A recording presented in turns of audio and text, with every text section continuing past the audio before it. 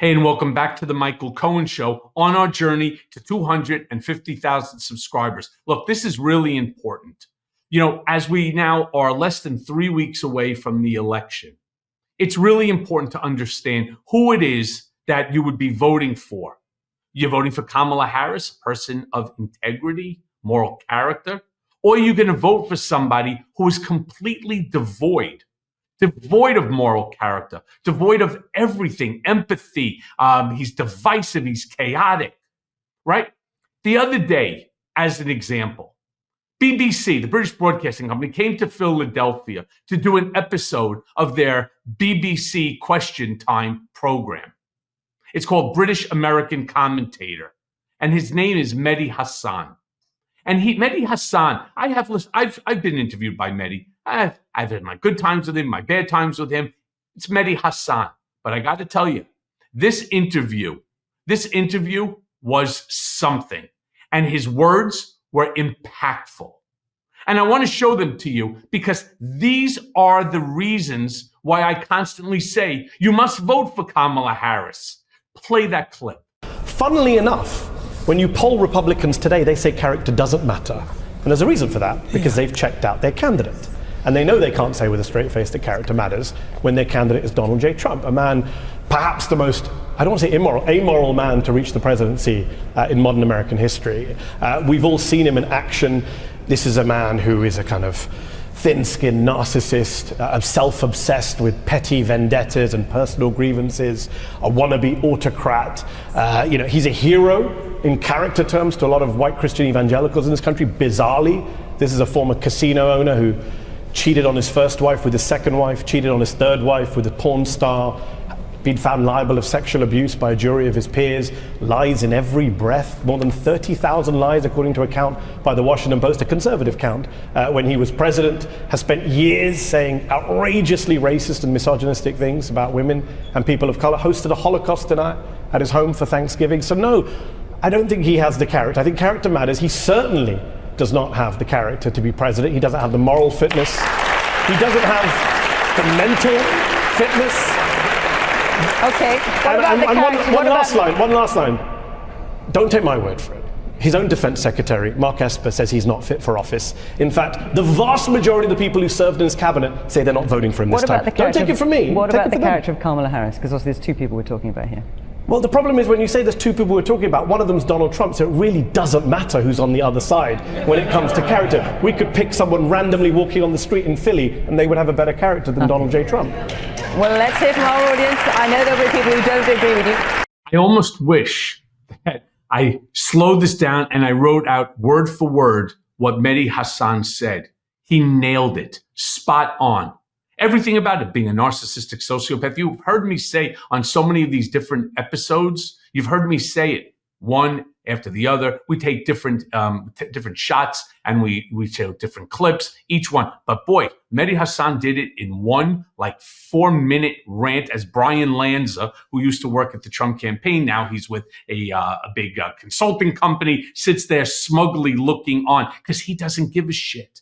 Nobody that's dealing with Donald Trump right now, that's part of that campaign, gives a shit about Trump's moral character. It is all about how much money that they can actually steal, how much they can put into their own pocket, even if that means burning down the country. I mean, there was an article that just came out just moments ago about La Savita, who is the campaign manager I think they may have even just fired because he's made, get a load of this, $22 million from the Trump campaign for the presidency so far. And I can tell you, knowing Trump better than anybody out there, I know him better than anyone. I saw what he did years ago when there was a guy, Brad Parscale, ended up making $17 million off of the 2016 campaign, and he fired his ass. He fired on the spot, and he wanted the money back. That money that he's grifting from these supporters, that's not for anyone else other than him. Remember that. And if you don't believe me, if you don't believe Medi Hassan, and I could understand, people say, yeah, but he's a left of center commentator and blah, blah, blah. If you don't believe him and you don't want to believe me, how about asking Alyssa Farah? all right, who actually worked. She's a former White House director of strategic communications under von Schützenpants. Here's what she had to say about his moral character. Play that clip. Of course, January 6th was this horrific day in American history. It's a mar on our history. He showed how unfit he was. But that was just kind of the encapsulation of who Donald Trump the man is. I've worked for many politicians. I've worked for military leaders. He is the person of the lowest moral character that I've ever worked for. And I mean that just sincerely. In how he makes decisions, and how he treats staff, and how he treats his opponents and those who he might, just be against in the political sphere, but is still somebody that's an American in this country. Yeah. Here's the only problem. And here's the counterpoint that Republicans, that MAGA will say about Alyssa Farah Griffin. She stayed all the way to the end. It's not like his manner, his lack of character, his demeaning of staff, which we all saw day in and day out, that wasn't enough for her to leave. But now that she's on The View and she's running around the country, she's making a lot of money, off of her former White House director of strategic communication position. She has an axe to grind. That's what they say. Anybody who talks negatively, like me, about Donald Trump, they claim has an axe to grind. You're a liar. You just hate Donald Trump. So, yeah, I hate everything that Donald Trump has become. All right? Everything that he has become. The racist, sexist, the misogynist, the xenophobe, the homophobe, the transphobe, the Islamophobe, the anti-Semite. I hate each and every one of those moral traits that Donald Trump demonstrates on a daily basis. I hate the fact that he lies to the American people day in and day out. I hate the fact that he's grifting off people who have nothing. They have nothing, but yet they'll give him their rent money so that he could send them a worthless piece of plastic that says Trump member, right? The fact is, that he calls them patriots for whatever the reason. They just think that that's enough, that they should part with their hard-earned money, all right? And if that's not enough, because what Alyssa said was absolutely correct. Don't get me wrong. While I think that she should be herself a little more honest and talk about her time there, right? It's the same as like John Bolton.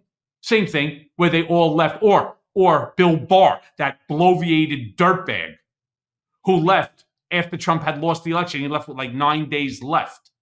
That doesn't impress me, and it shouldn't impress anybody. But if all this isn't enough to convince you that Trump lacks any moral character, here's what, again, Mark Esper said, Trump's Secretary of Defense. Here's what he had to say about his lack of moral character. Play that clip. I've said in the past that I believe Donald Trump is unfit for the presidency. I think for many reasons, beginning with lack of character. Second, the fact that he puts himself before the country and American people, and a few other reasons. So I'm not going to kind of get in the mud. I believe we need to elevate our civil discourse. So I've avoided name calling and things like that and making those types of comparisons. But I've laid out my case as to why I don't think he's fit for the office. Yeah, and you've said you won't be voting for him this election. Secretary Mark Esper, thank you for your time. Let me be clear about something. There's more than, I think, close to 24 former top Trump administration officials, including Mark Esper, including Alyssa Farah Griffin, that will not vote for him. I won't vote for him, and I know him better than all of them combined. Why? For exactly this reason. The man lacks character. He lacks moral character. He is antithetical to what America is, what we profess to be. And it's why I am going to end this episode, as I do all, by making sure that you go right now to vote.org, put your name and information in, make sure you're fully registered. By the way, I'm going to show you something. When you do that, you'll get one of these that comes in the mail.